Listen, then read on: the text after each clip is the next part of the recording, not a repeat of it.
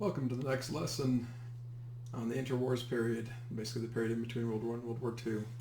So in the last lesson we talked about the rise of dictators. We talked about the rise of new ideas that many of these dictators hold on to. Ideas like socialism, fascism, communism, the similarities, the differences. Well, this is where we're going to see it put into practical use, you could say, in some ways. In fact, the war we're going to talk about right now, the Spanish Civil War, is one of the largest conflicts in human history. But it's largely forgotten because, unless you're Spanish, but it's largely forgotten in world history, especially here in the Americas, because it comes in between the two big wars. It comes in between World War I and World War II. And it doesn't seem like it holds that much importance. The thing is, it holds incredible importance because you can actually see what is about to happen in World War II by looking at the Spanish Civil War. Hence why it's called the practice ground of World War II. With that being said, we're going to dive right into it. So we're going to be talking about the history of Spain here. Spain was not involved in World War I and World War II, but they have their own civil war because of the things that come out of World War I and lead into World War II. So I hope I explained this all right. We'll move on. So what's going on in Spain at the time? Again, they're not involved in World War I. They're not involved in World War II later on either. But they did have a war called the Spanish-American War in 1898, where they lose to this upstart, the United States. By the way, 1800s, we're not viewed as a world power. We're not viewed as this strong nation that people can rely on necessarily. That doesn't really happen until after World War I. And so for Spain, this old institutionalized mega power was seen as a mega powerful European nation, although they really weren't at this point. To lose to someone like the United States was a huge blow. Now add this into all their social problems. Then comes World War I and the economic depression and all that pessimism, despair that we talked about last time. That hits Spain too. Like all the pessimism and despair we talked about in the last lesson, that hits Spain as well. So basically they're not doing good. And so of course all these ideas that we talked about from last time come flooding in there. Notice there I talked about republicanism, socialism, fascism, communism, and anarchism. Last lesson we really hinged on socialism, communism, and fascism. Notice you have two more added in there: republicanism, anarchism. Republicanism just sounds like democratic republic.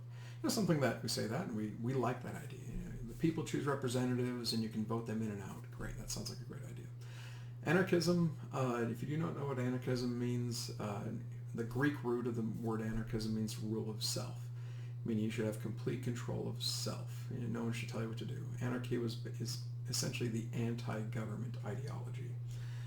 So if you're kind of getting this, like anarchists really would not get along with communists. Communists are all about this state, or fascists, but they're all about the state, government, total control, making society fair. And anarchists are like, nope, I'm going to do what I want to. You can't tell me what to do, blah, blah, blah. So all these ideas are coming into Spain and they're all fighting each other. So the thing is everybody's at least agreed on one thing. Spain is not doing well. Who's in charge? The king is. You usually blame the person at the top, so you get rid of the king. And they replace the monarchy, the Spanish monarchy, one of the longest lasting monarchies in Europe, although there's longer ones, but Spain was seen as a very monarchistic institution. It goes bye-bye and replaced by a republic. Now, when countries like the United States, this is the 1930s, so when countries like the United States or France or Great Britain see this, like, great, Spain is coming on, they're joining on board with this idea of freedom and democracy or constitutionalism and things like that. So it seems like from an outside point of view, things are going well. But things are not going well. The Republic in Spain, I tried to explain as best as possible. Well, here, they just don't go along. They don't want to compromise. Everybody views the Republic as something that they can get control. If they can just get a majority of people to vote for their idea, if the anarchists can get people to vote for their idea, which is kind of an oxymoron, but anyways, the communists can get people to vote for their idea, the fascists get people to vote for their idea, for more of your liberal or conservatives to vote for their ideas, they felt like, well, then we can take control and we can force everybody else to deal with the way we want them to live. It doesn't work out that well. You need the idea of compromise in there. So, but because they don't want to compromise, their arguments eventually lead to fights, to beatings, and then to murders and assassinations, and then ultimately to civil war, which this whole lesson is about. So, by the way, that guy you see there in this picture right here, he's the first elected president of Spain. Seems like a very vibrant fella, very animated, charismatic, but that didn't carry him through. He could not keep things together very well. And the Republic starts in 1931. 5 years later, they're in a civil war, and considered one of the largest civil wars of all time, or largest wars of all time. Now, what I'm going to talk about here, if I were to just throw everything up that's going to be on this slide all at once, it would just boggle you. We're talking about things a little bit one at a time here and try to explain things as best as possible. The purpose of this slide is to give the idea of all the different ideas out there. I give you a few of the ideas in the last slide. There's a lot more. And I don't even get into all of them on this slide, but it's the idea of just how many ideas are out there that are all competing against each other, and they just can't get along. So, getting into it. We did talk about these guys, the anarchists. Essentially, rule of self, and because of that, no one can tell me what to do, so, church, bye-bye church, you can't tell me what to do, don't tell me how to live, blah, blah, blah. Government, which they view most all governments as tyrannical and evil, bye-bye government, get out of here, don't tell me what to do. Those are the anarchists, that type of thought process.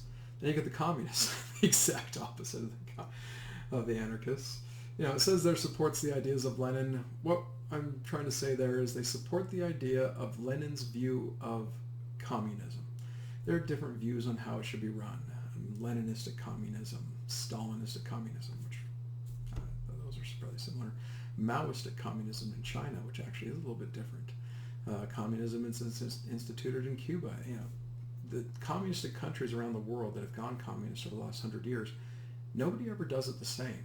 So we always kind of assign labels like, well, this is your version of communism. And they've all failed. That is a bit of a sidetrack. I'm sorry about this. But communists today, one of the rallying cries is, well, no one's ever done it right. If we can just find the right way to do it, then we can find a good one. Of course, people that are against communism are like, there's never going to be a right way to do it. Anyways. And left Republicans, this is a way of saying kind of like you're people that are just open for change. And this is the idea that they're communists or anarchists. They're just like, we need change. We need our lives to be better. And if we can just, we're willing to go along with change. A majority of people in Spain were actually like this. They just want something to make life better.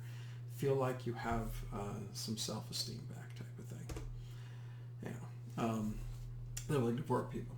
Now, this is this isn't a political ideology group. This is an ethnic group. The Catalans, which the main city of Catalans is actually Barcelona, they didn't want to be part of Spain anymore. He's like, you know what, Spain, you're digging your own hole. We want to do our own things. Give us our independence and we'll be good. Kind of like the Quebecois up in the French Canadians, the Quebecois up in Canada, they keep wanting to get independence from all of Canada, if you didn't know that. It's the same thing with the Catalans versus Spain, at this time at least. Socialists. There's another one of the big ones we talked about in the last lesson. Yeah, socialists and communists. Ideologically, socialism leads to communism type thing, but usually socialists don't get along with communists. Kind of funny, but the little differences that are viewed between socialism and communism, they butt heads a lot on it. And so actually, communists and socialists, that was actually one of the biggest arguments in Spain at this time, is those two groups would always be yelling at each other pretty good. Now, another major group is the religious group, the Catholic Church, which most everybody in Spain is Catholic. To this day, Spain's one of the most Catholic countries. But they come under attack. I put them across from the anarchists on purpose there. This whole thing isn't organized necessarily on purpose, but in that case I am. They hate religion. So if you're anarchistic, you're saying, we don't need the Catholic Church anymore. Bye-bye Catholic Church. They've been around telling us what to do. They've done so many awful things, blah, blah, blah. So the Catholic Church feels like we need to protect ourselves. We need to protect ourselves as an institution.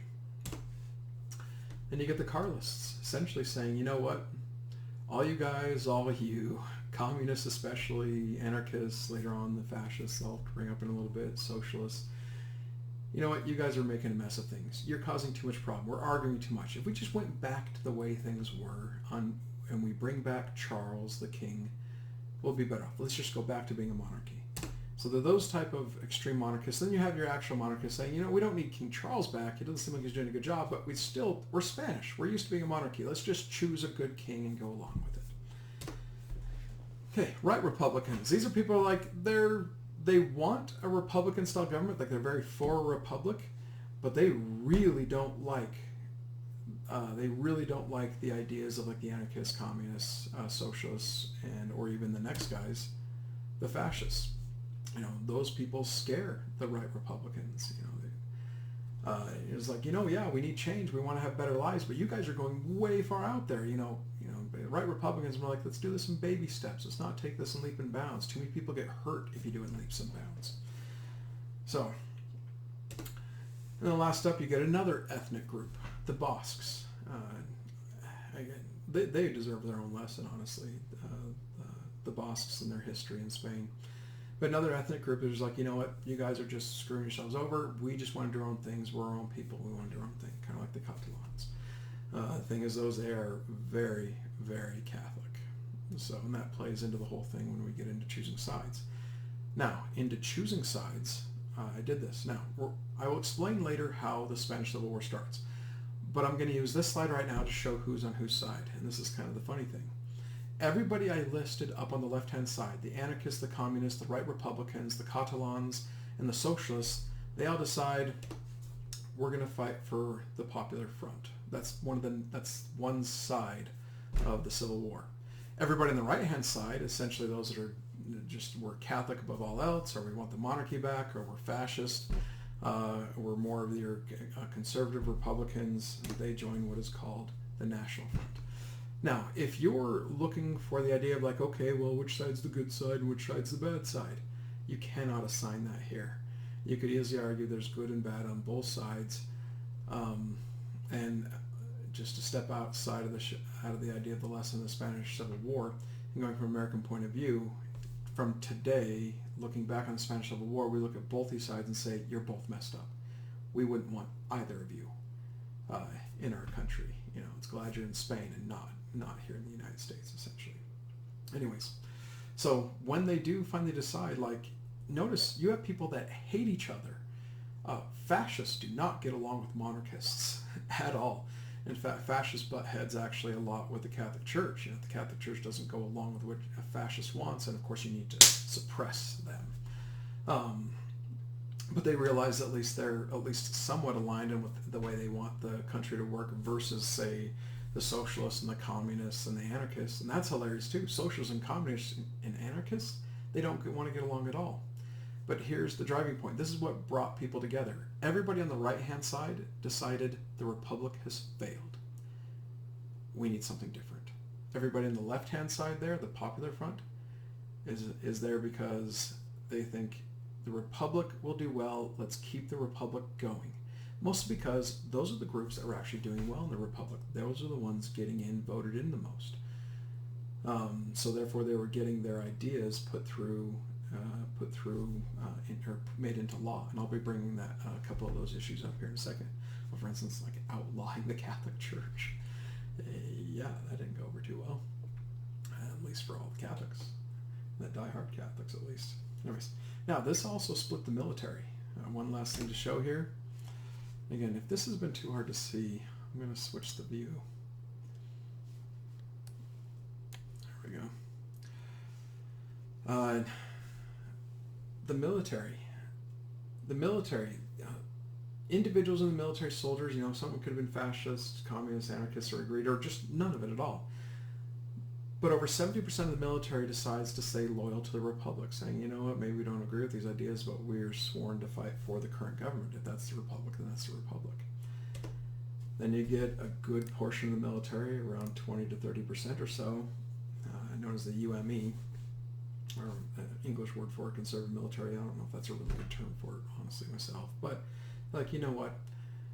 The Republic is destroying who we are as a people, and we want to fight for Spain. We don't want to fight for these extremist ideas that has subverted the idea of a republic. That's their viewpoint. So you even have a split in the military, and that's why this really does become a long civil war, because the military, who controls the arms, is right there. So, but I'll I might come back to this slide a little bit more later, but I hope I did a good job of explaining this for you, and in showing all these different opinions and all these different ideas are just butting heads, and no one gets along. And when it comes down to it, you just join they all ended up choosing a side at some point. So, whoops, keep hitting the wrong button.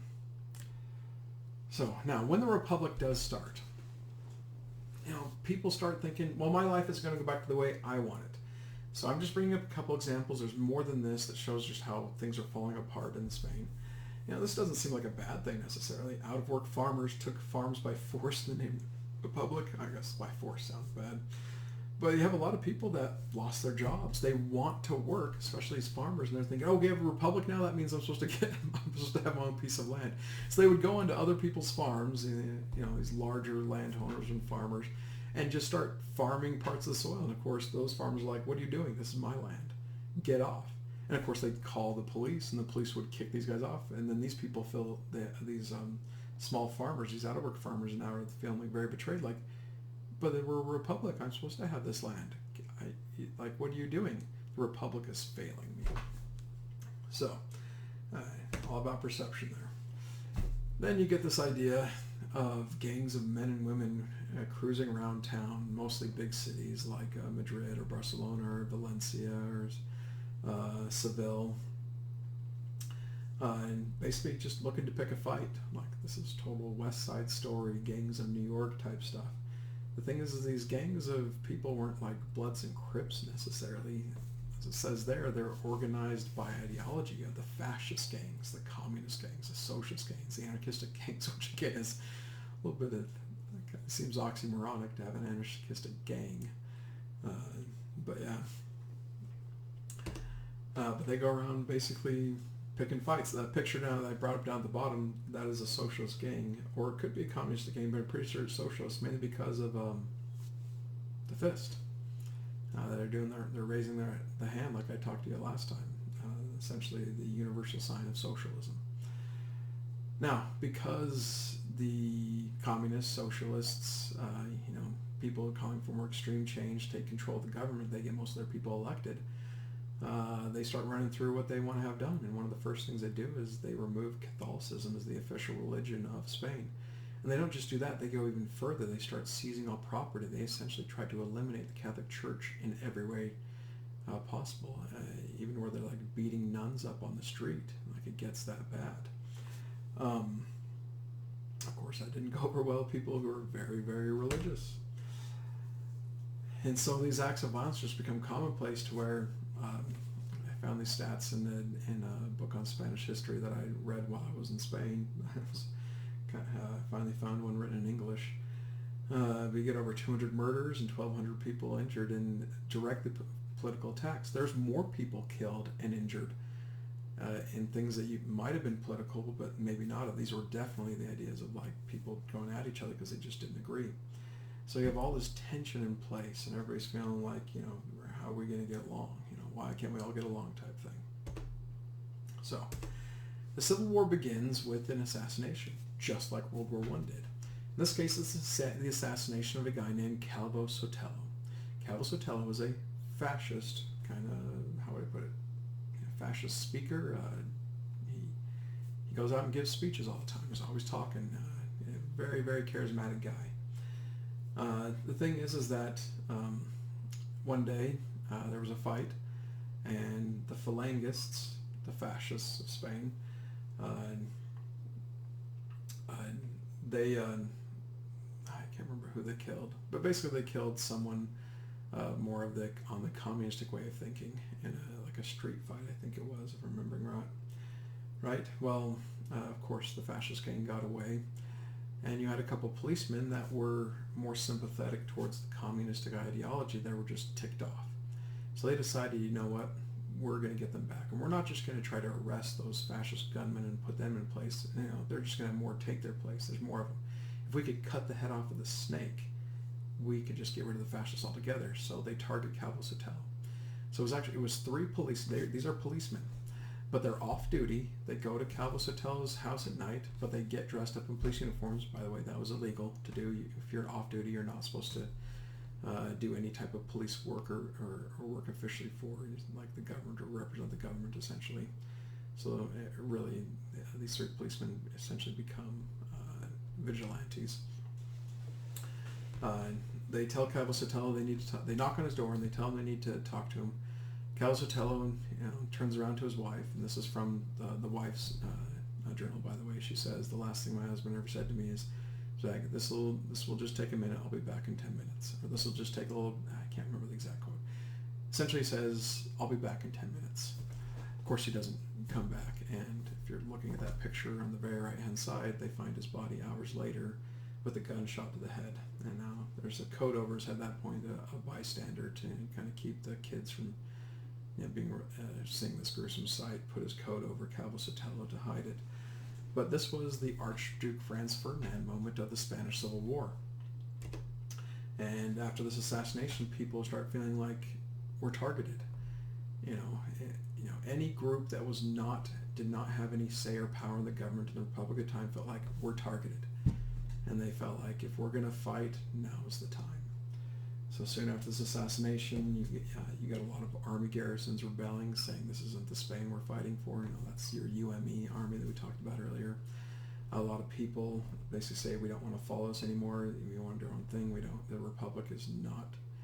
We're being oppressed essentially. Anybody that does not have a good voice in the government, it feels like they're being oppressed, and this is a majority. I shouldn't say majority, but this is a lot of people. A good 30-40% of the nation is feeling like we can't do this anymore.